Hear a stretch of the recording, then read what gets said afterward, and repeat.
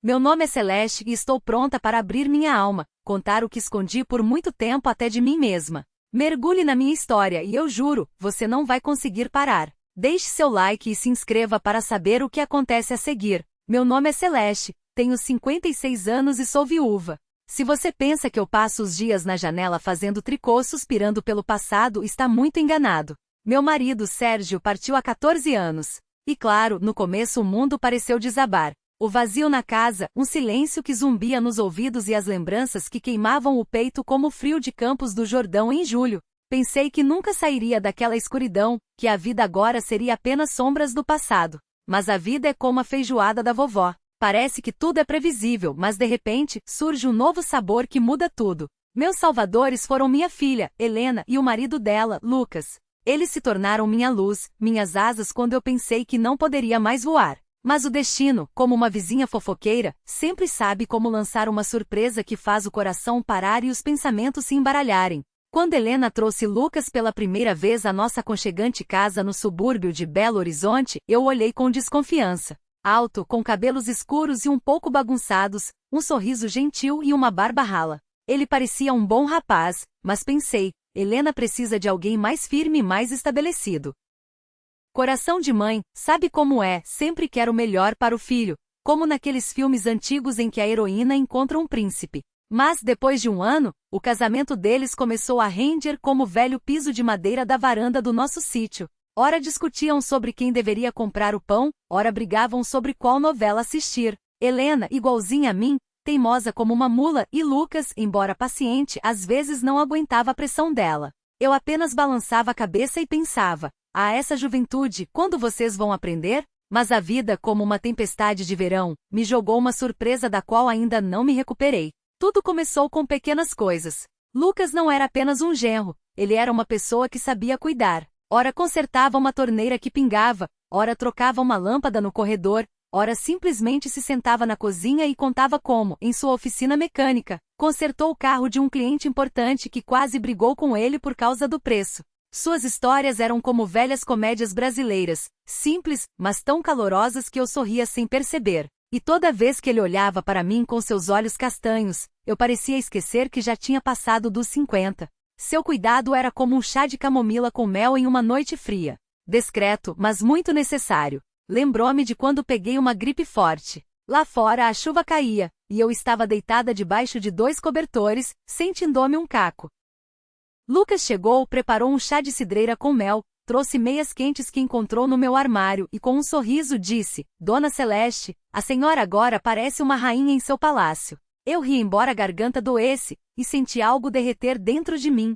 Ou aquela vez em que ele consertou meu velho liquidificador, que eu já ia jogar fora. Este guerreiro ainda tem muita lenha para queimar, declarou ele orgulhosamente, limpando as mãos em um pano velho. Eu sorri involuntariamente, olhando para seu rosto satisfeito. Momentos como esse me faziam sentir que eu não estava sozinha, que alguém se importava comigo. Mas tudo mudou em uma noite fria e chuvosa de outono.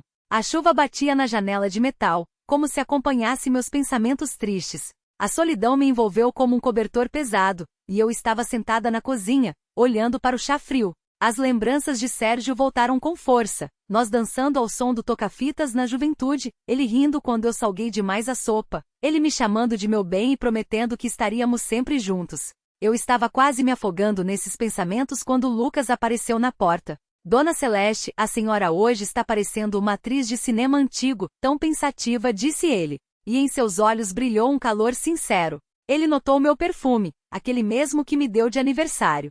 Cheira a jardim de verão depois da chuva, acrescentou. Senti minhas bochechas queimarem. Foi você mesmo que escolheu, respondi, tentando esconder meu embaraço, e o segui até a cozinha. Lá, o aroma de bolo recém-assado já pairava no ar. Eu decidi mimá-lo com um bolo de fubá com goiabada, como nos tempos em que a casa era cheia de risos. O cheiro enchia a cozinha e Lucas, ao inalá-lo, revirou os olhos de prazer. Dona Celeste, a senhora é uma feiticeira.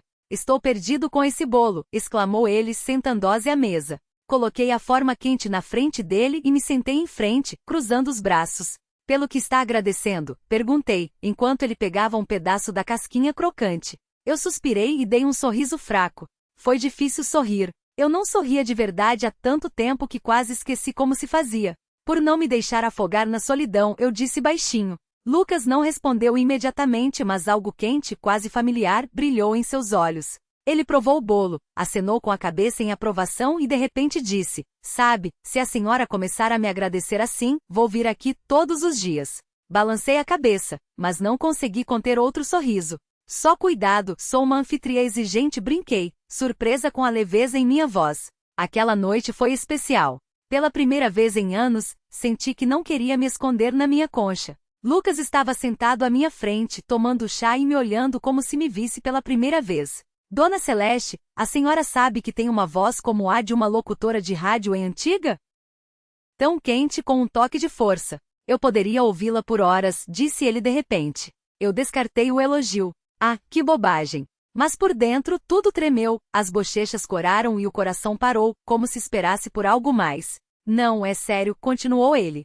É fácil conversar com a senhora. Não é como com a Helena, que já parte para o ataque se algo não é do jeito dela. Eu suspirei. Helena herdou meu gênio, teimosa que só ela. É o que eu penso, disse eu, pensativa. Será que é tão difícil assim para você com ela? Lucas olhou para mim, sorriu e disse: a senhora está me oferecendo uma alternativa? Fingi que não entendi a piada e peguei minha xícara, mas por dentro tudo se revirou. Era vergonha, ansiedade ou talvez antecipação.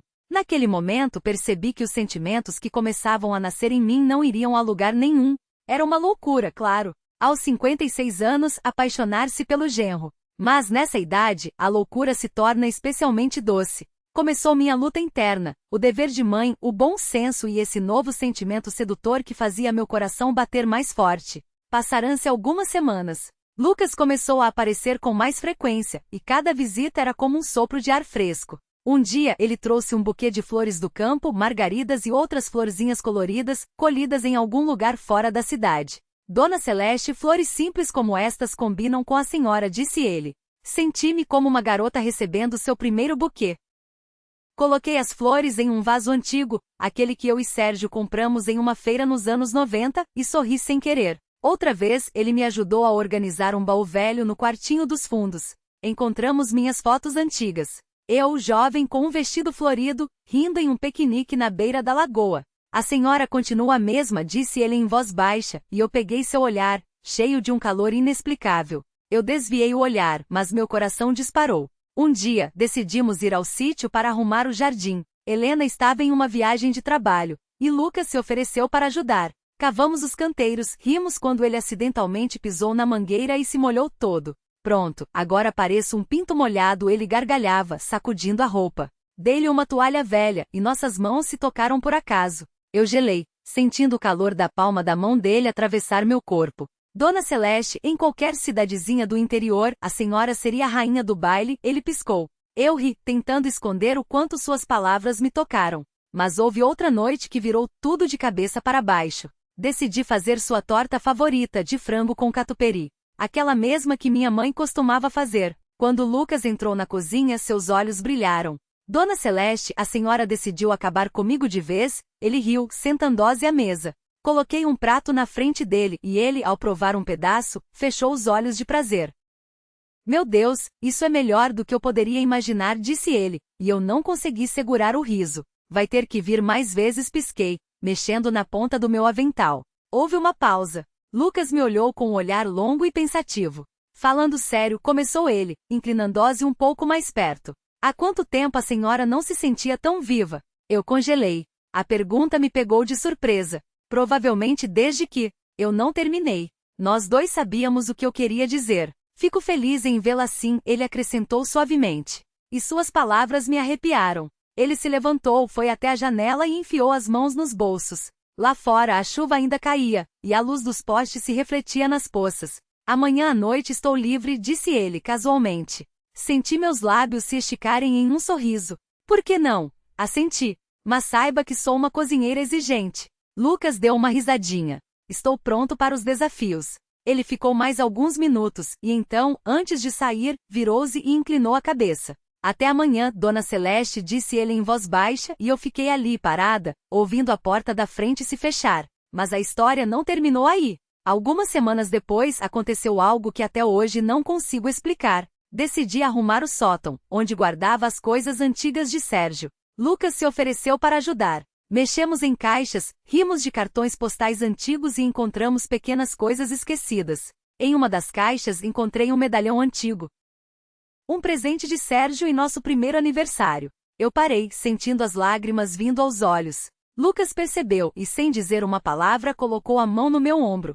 Seu toque era tão quente e tão familiar que eu involuntariamente me aconcheguei nele. A senhora não está sozinha, Dona Celeste, disse ele baixinho, e eu senti a muralha que construí por anos desmoronar. Eu estava sentada no sótão, apertando o medalhão e pensando, como isso pôde acontecer? Por que estou sentindo isso? Por que ele? Duas vozes lutavam dentro de mim. Uma gritava, Celeste, acorde, ele é seu genro, isso é errado. A outra sussurrava, você está viva. Você está sentindo, está respirando fundo de novo. Eu não sabia o que fazer com esses pensamentos, mas toda vez que Lucas chegava, eu me pegava esperando por seus passos, seu sorriso, sua voz. Alguns dias depois, houve outra noite que não esquecerei. Helena se atrasou no trabalho e Lucas apareceu com uma garrafa de caldo de cana que ele mesmo tinha buscado na feira. Dona Celeste, prove isso aqui fresquinho, disse ele, servindo em copos antigos que eu guardava desde sempre. Sentamos na varanda, ouvindo os grilos cantarem, e conversamos sobre tudo, sobre a vida, sobre sonhos, sobre como o tempo voa rápido. De repente ele olhou para mim e disse, sabe, com a senhora eu me sinto mais livre, como se eu pudesse ser eu mesmo. Eu gelei, sem saber o que responder. Suas palavras foram como faíscas que acenderam algo há muito esquecido em mim. No dia seguinte, encontrei um bilhete na caixa de correio simples, escrito à mão. Dona Celeste, obrigado por ontem. A senhora é especial. Fiquei ali segurando aquele pedaço de papel, e senti meu coração bater forte. Era uma loucura, mas eu não conseguia parar de pensar nele, no sorriso dele, na voz dele, no jeito como ele me olhava, como se não visse apenas uma sogra, mas uma mulher. Mas isso não é tudo. Uma vez, eu e Lucas decidimos fazer um pequeno reparo no sítio, pintar a cerca velha. Helena estava ocupada, e nós trabalhamos juntos. O sol estava forte, o cheiro de tinta no ar, e nós rimos quando eu acidentalmente o sujei com o pincel na bochecha. Agora sim você é um pintor de verdade, pisquei. E ele rindo respondeu, e a senhora é a artista principal. Naquele momento me peguei pensando que pela primeira vez em anos, não me sentia apenas uma viúva, apenas uma mãe, mas uma mulher que podia rir, brincar, viver. Lucas de repente ficou mais sério e disse, Dona Celeste, sabe como é raro encontrar pessoas com quem a gente se sente tão à vontade? Eu apenas assenti, com medo de que minha voz entregasse minha emoção. Uma semana depois aconteceu algo que me confundiu de vez. Encontrei no armário um disco de vinil antigo, aquele ao som do qual eu e Sérgio dançamos na nossa juventude. Lucas, ao vê-lo, sugeriu, que tal ouvirmos? Eu tenho uma vitrola antiga no carro. Colocamos o disco para tocar, e a melodia soou com seus estalidos. De repente Lucas me estendeu a mão. Dona Celeste, uma dança? Eu recusei, mas ele insistiu, e eu cedi. Dançamos na varanda sob a luz de um poste, e eu senti como se o tempo tivesse parado. Sua mão era quente, e seu olhar tão sincero que esqueci de tudo, da idade, do fato de ele ser meu genro, de que aquilo era errado. Mas a história teve uma nova reviravolta. Uma noite, enquanto eu estava na cozinha, mexendo em cartas antigas de Sérgio, ouvi Helena e Lucas discutindo. Suas vozes vinham do quarto ao lado, ásperas, zangadas. Helena gritava que ele passava muito tempo fora, e Lucas respondia que ela não o entendia. Eu gelei, sentindo meu coração se apertar. Seria por minha causa? Eu me tornei o motivo da briga deles? A culpa caiu sobre mim como uma pedra pesada. Mas ao mesmo tempo não podia negar que toda vez que Lucas olhava para mim, eu me sentia viva. No dia seguinte, ele veio sozinho. Seu rosto estava mais sério que o normal. Dona Celeste, podemos conversar? Perguntou ele. E eu senti tudo se contrair por dentro. Sentamos na cozinha, e ele começou. Eu não sei como explicar isso, mas com a senhora eu me sinto outra pessoa. Com a Helena tudo é complicado e com a senhora, tudo é simples. Eu fiquei em silêncio, com medo de dizer algo que destruísse aquele momento. Mas por dentro um furacão se formava. Lucas, finalmente suspirei. Isso é errado. Você sabe quem eu sou para você? Ele assentiu. Mas seu olhar era tão penetrante que eu não conseguia desviar o meu. Eu sei, disse ele em voz baixa, mas eu não consigo parar de pensar na senhora. Eu não sabia o que responder. Dentro de mim, amor, culpa, medo e esperança lutavam. Eu entendia que estava à beira de um abismo, mas ao mesmo tempo, não podia deixar de admitir que, pela primeira vez em anos, eu me sentia viva. Cada vez que Lucas tocava a campainha, eu me pegava esperando por ele, por seus passos, seu sorriso, seu calor. Era uma loucura, mas era uma loucura tão doce, tão viva. Passou mais uma noite, e estávamos novamente no sítio. Helena tinha viajado para a casa de uma amiga, e Lucas se ofereceu para ajudar na colheita. Estávamos colhendo maçãs no pomar, rindo quando uma delas caiu em sua cabeça. Pronto, agora sou Newton, brincou ele.